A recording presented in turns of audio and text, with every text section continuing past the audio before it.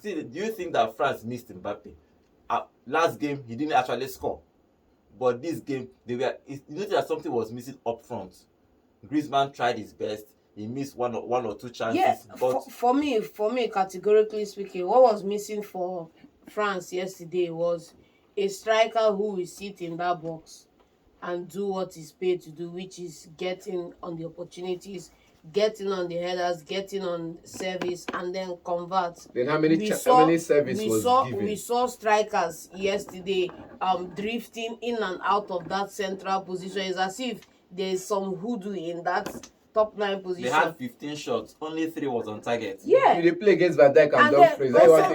Also look at the service too. They had quality service. Look at Ousmane Dembele coming in, bringing those crosses in, coming in, taking on his man, trying to get something, create opportunities for the way for they the call French side. players' name, they create chances. I don't understand. Dembele, but all his crosses were he was just crossing. You were crossing into. You run. You don't see there. Say nobody did there. You still put the cross, and it's just like something is failing and you keep repeating it. You don't add any change to it. It's not on him, man. The man that should be manning that position is dropping back into the midfield. Because the fact that they push and come out now, the fact that they do their work. His game now, he should show his working now. He should play. The man showing working, He should show his even when Headmaster come inside.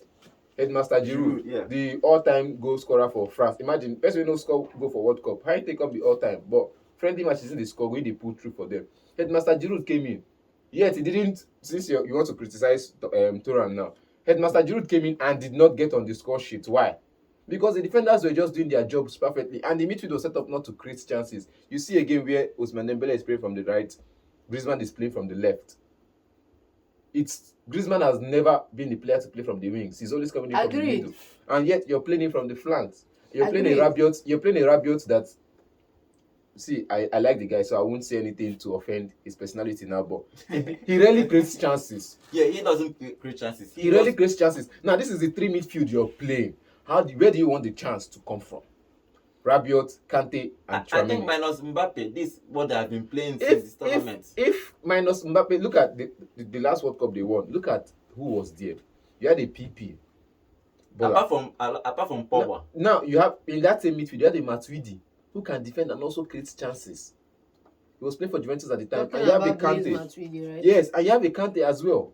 And that tells you that they have the firepower in midfield to create chances and also defend. It's like 2 in 1. When you see that midfield yesterday, you look at the bench and you ask yourself, where is the firepower going to come from coming into that midfield to create the creative spark? And you look at the bench, you have a Bakola, you have a Randa Kolo Muani. You look at that back, you look at just attackers you're calling. Warren, Zaire Emery. No creative midfield in that position. Zaire Emery. But that you have a Kamavinga. Yes, you have a Bakola too. So take somebody off in that front 3 and bring somebody in who can create. And then this experiment with Antoine Griezmann on the flank wasn't working out. Bring him into the middle, or you play him as a 10, revert back to a 5-2-3-1 formation, play him behind the striker, and then bring somebody down the wing. If you look at the formation, Griezmann's not supposed to play behind the striker. Right, was playing from the left, but they were all rotating. But what will have probably, this kind of game, you don't want to lose it. That's why I think both of the coaches were doing. They were all playing safe. Nobody wants to take risks because if you see the substitution they did, nobody was trying to. But then, if you look at the Holland midfield had that. They were rock solid in the sense that you cannot break them down as much. Even though Ousmane Dembele got away with a couple of runnings down the flank, but you have that structure. You have two CMs there. You have 110. And you have the 2 wingers and the striker up front, 5 men in that midfield safeguarding the defense. And if you look at the defense, you have the likes of Stefan De Vrij, who is a seasoned veteran. You also have Virgil van Dijk. You have Ake, who could have played in centre, but he's playing down on the left like he often does for Manchester City. And then again, you have Denzel Dumfries, okay? And another thing for me was that I felt like this guy wasn't given a lot of opportunity to get on the ball, create chances because of Denzel's presence in that fullback position. But then this is what I'm saying. Look at what Holland have done with their midfield now.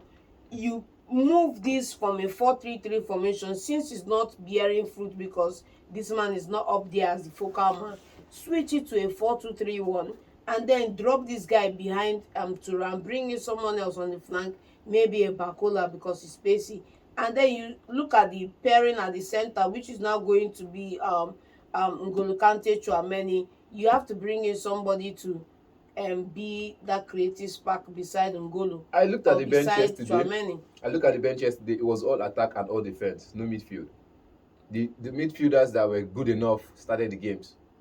You understand? The midfielders that were good enough started the games. And you look at the game, you say, okay, fine. It's like, I don't know why I like to refer to club football, refer to someone else. Champions League, Real Madrid, Bayern Munich. I'll refer to that game throughout this because of these Euros, if I see anything relating to it. You saw when Don Carlo did in that game, he looked back and he said, fine, I'm not getting results. And Jude is giving me performance, but I think I need to bring in somebody else that could also do a tap-in. Hussein will go in. Rodrigo come in. But they brought Giroud in that game. Rodrigo come out. Now look at where he got everybody confused. Look, this is where he got everybody confused. When you see a Jude Bellingham playing and a Valverde playing as a defensive midfielder, and you're looking for a goal, you take out a Valverde. Now you know Valverde could go and play from the flanks. Jude on was the right. also taken out. Let's not forget too. When Jude was taken out was after he got after he got in the Almost goals. end of the game. You understand? He took out the Valverde and brought in Ibrahimi. Now, if you look at the France side, if you're a smart coach, you know. I say that he's not smart. If The you, France I coach say is not calm down now. okay.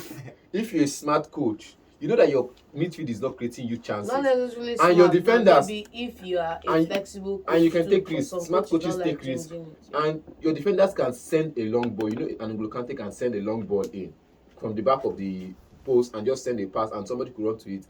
Take out a Rabiot. Put in someone like let me just agree with him there, a Bakola. Try him out. Bring in Griezmann down to the midfield. Now Griezmann could have that creative spark in midfield. It's good for you. A Tchouameni, or maybe you take out a Tchouameni and bring in someone else that can also create chances and score I goals. think Let's not forget we have a Kingsley Coman. yes, and he sitting on the bench introduced Koeman and Giroud. And I nothing think he was trying to play safe because he could have probably brought out Rabiot and put in a Bakola or probably even another striker if he was actually looking for a goal. But I don't think he's looking for a goal. He was just settling with a draw. One thing is, everybody wants to settle for the midfield game. Everybody wants to win the midfield. Everybody wants to hold on to possession, and I think that was why he had to leave Rabiot in that game for the longest period. He had to leave Rabiot because if he took out Rabiot, there's no more holding midfielder in that game.